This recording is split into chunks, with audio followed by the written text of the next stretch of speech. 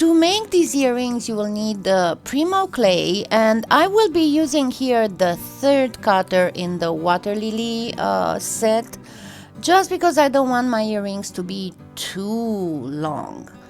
And first I need to make a base for the technique that I want to use on these earrings, and that would be that clay inlay that I used in several of the tutorials. I will post a link in the cards and in the video description on the most explanatory of those tutorials.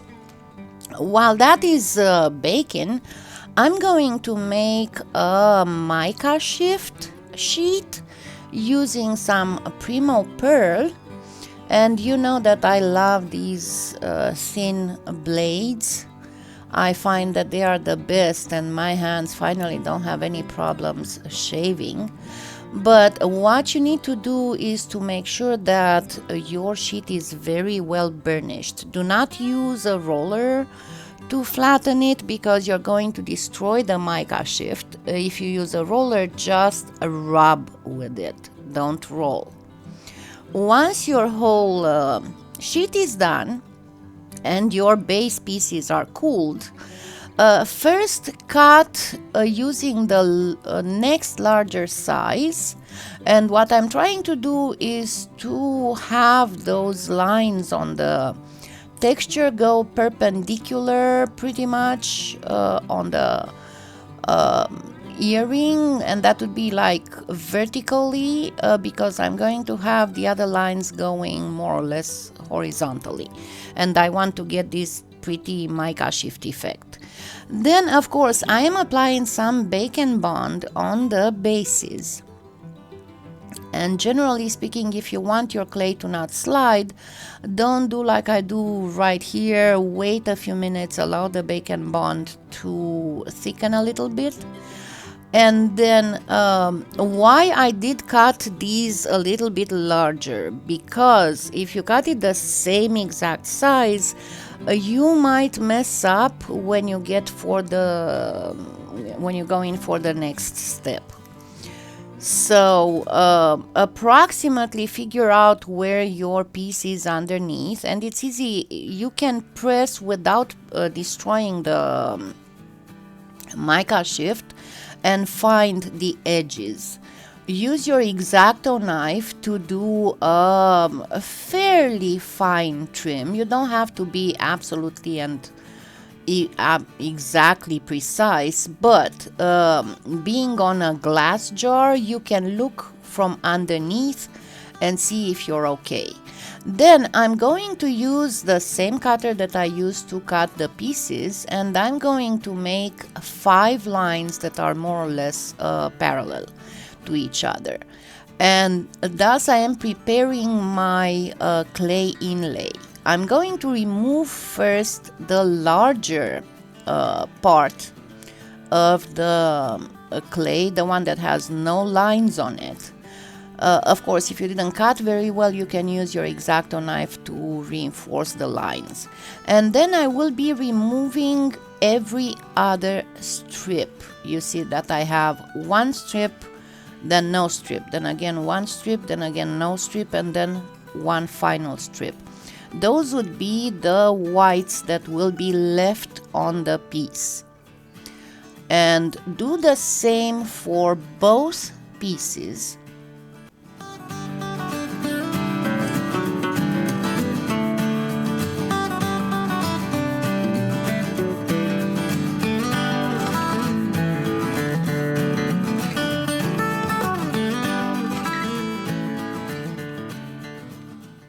And then all you have to do is to bake it.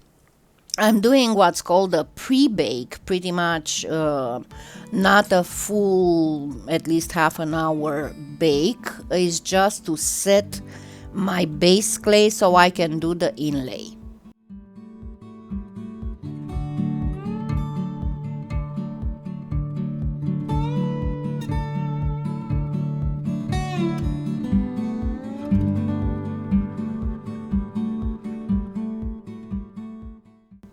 While that is baking, I'm going to make another mica shift with a quarter pomegranate and one third pomegranate and 2/3 magenta pearl.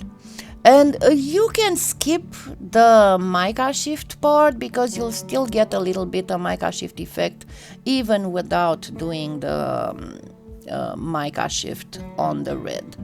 Then once your pieces are cooled, place some bake and bond in those empty stripe spots, and I'm using toothpick to help me put the bake and bond in all the crevices, and then I'm going to push that red clay in those empty strips.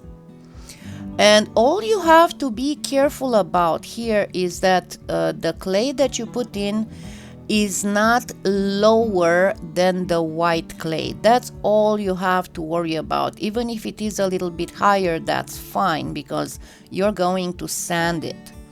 And use your X-Acto knife to remove the extra clay as much as you can, as close to the white as you can. And as I said, your main concern here is to not have the red clay below level of the white clay. Then use some alcohol so you can smooth and blend and make sure that you have everything level.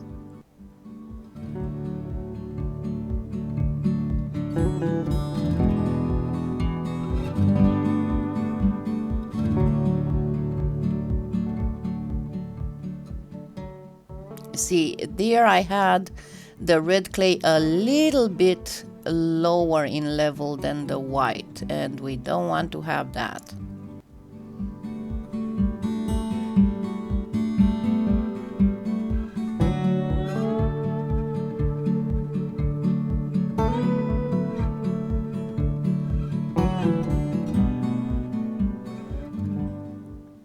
Then I'm going to use the sandpaper, the sander. You know, I'm using the pedicure wand as a sander, and I'm going to put again a link in the video description to the article on my website that shows you where to get it and how to use it. And that way, as you can see, now I have absolutely perfect lines where I inserted that red. Now it's time to do the starfield of the American flag, and for this I'm going to first apply some bake and bond on that larger area where I removed the clay, and then I'm going to use slices from the cane.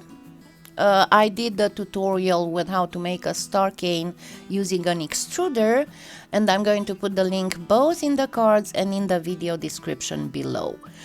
You need, again, you must make sure that your slice is not thinner than the rest of the earring piece. It can be a little bit thicker because you can always sand it out, and that's what I'm going to do. As you can see, my slice is a little bit thicker than the rest of the earring, and I actually did that on purpose to show you that even if you do not have a lot of mastery into cutting perfect cane slices, you can still cut it a little bit thicker and then fix everything with the sanding wand.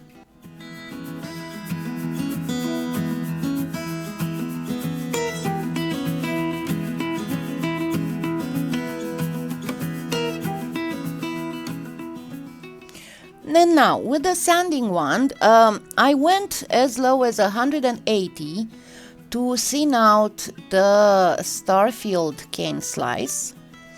And what you have to do, use the 180 until you get close to the thickness that you desire.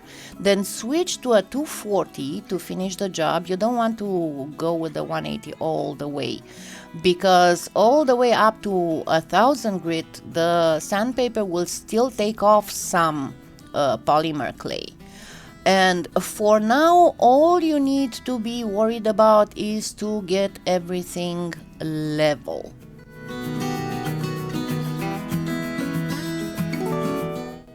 And pretty much everything that's past 600 is smoothing out, but up to 600 and even 800 is pretty much removing the scratches from the lower grits. You do not want to get on the sides until you're done with the front. But that's why I told you don't worry too much about the edges, because you can get them to perfection simply by sanding a little bit. And this is how they look.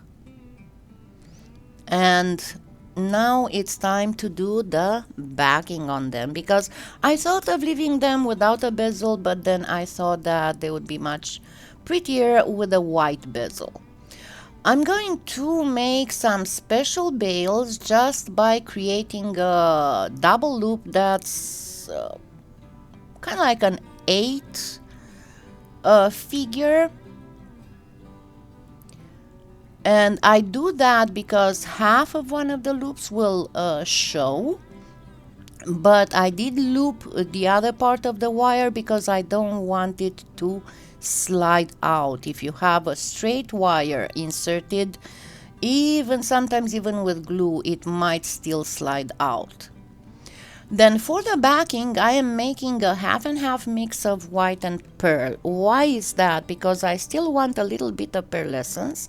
But as you know, with the mica shift you get a darker area, and I didn't want that to happen, so I enhanced the opacity of the pearl, which is mica particles in translucent clay, so that I wouldn't get that darker area whenever I have any kind of twisting of the clay. Then I'm placing tiny balls in one of the loops of those bails, and then after I place bake and bond on the back of my pieces, I am going to place the bails. And yes, I am placing them first before putting on the backing. For the backing, I used again the same texture, the jitterbug. Of course, you can use a different texture if you so wish, but I thought that it fits very nicely the general design of the earring. And here you have to pay attention and not trap air.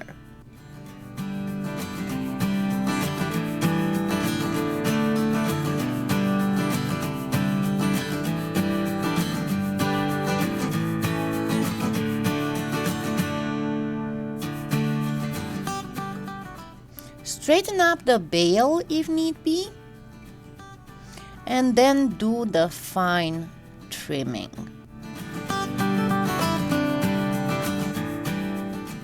For some reason my camera always has issues with the red, and sometimes with the violet switches it to blue, but as I said, for some reason, because of all those specks of red that appear on the camera, sometimes the white becomes pink, and I can assure you that white is white. But anyway, after you trim very nicely, then you straighten up and level up the very edges using a paintbrush handle to 45 degrees, and that will be so you can put it together fairly seamlessly with the bezel. Where you have to pay attention is at the bail. Make sure that at the top they're right inside the loop, because your loop should show about 2/3 to half outside of from behind the backing, but make sure that the backing is very well adhered to the front. Then place some bake and bond just on the edges, and then get your clay through a medium setting. I use the 4 on the making, so it's not exactly the medium, it's just one setting higher than the actual medium. And then I'm cutting these strips and I'm going to place them on the edge. Again, because all the finishing will be done by sanding, all that I am interested about is that my strip is very well adhered to the edge of the earring. I don't mind, and I'm not going to bother about making it have the same angle as the front or as the back. I'm going to do that by sanding, because it takes much less time. So all I need to do is to pay attention that it's well adhered and that it is straight, that it doesn't go haywire towards the front or towards the back. And do the same on both pieces.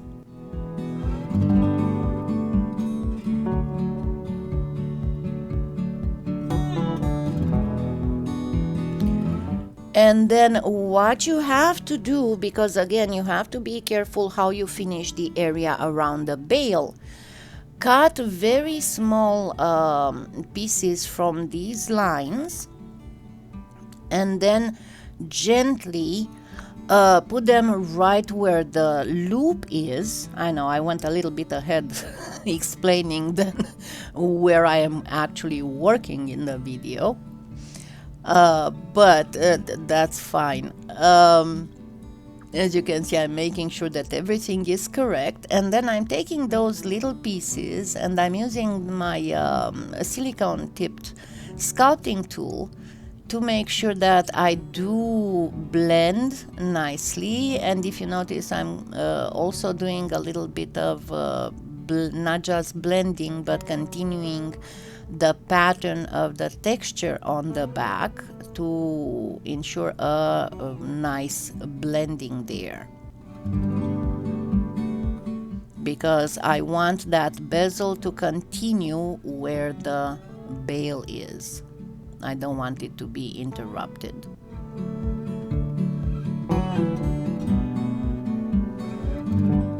Remember, a pretty finishing is the mark of the professional, so that is something that you have to always pay attention to.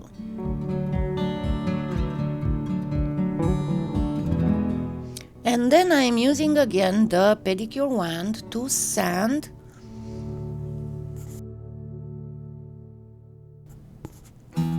and to bring that bezel to the angle that it needs to be at. And this time I'm using a 240 grit, and it doesn't take long. It only takes a few minutes to do all this, and you can make it look absolutely seamless. A thing that would be very hard to do if you would try to do it when the clay is raw, especially on a piece this thin. But using your sanding wand, you can do that angle to absolute perfection.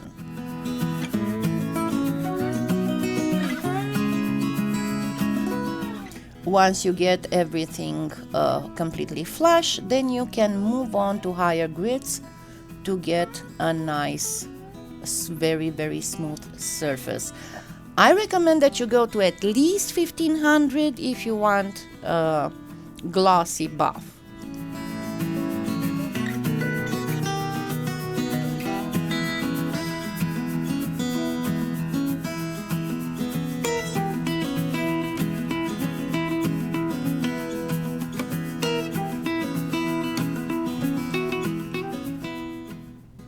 And yes, you need to buff both the front and the back, even if it is textured and even if you didn't sand the back. I decided to go with rhinestone, with a ear wire that has rhinestones, because I thought that it makes it look way more elegant. And I would advise you to use gold, not silver, because it gives an extra classy look. So the only thing that you need to pay attention to is the direction of the loop compared to the direction of the bail on the earring.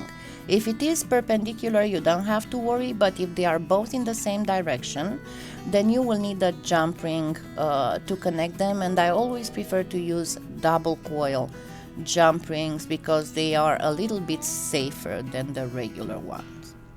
And there you go, it's a pair of patriotic, elegant earrings that you can use on Memorial Day, on 4th of July, and that would work with a very fancy attire.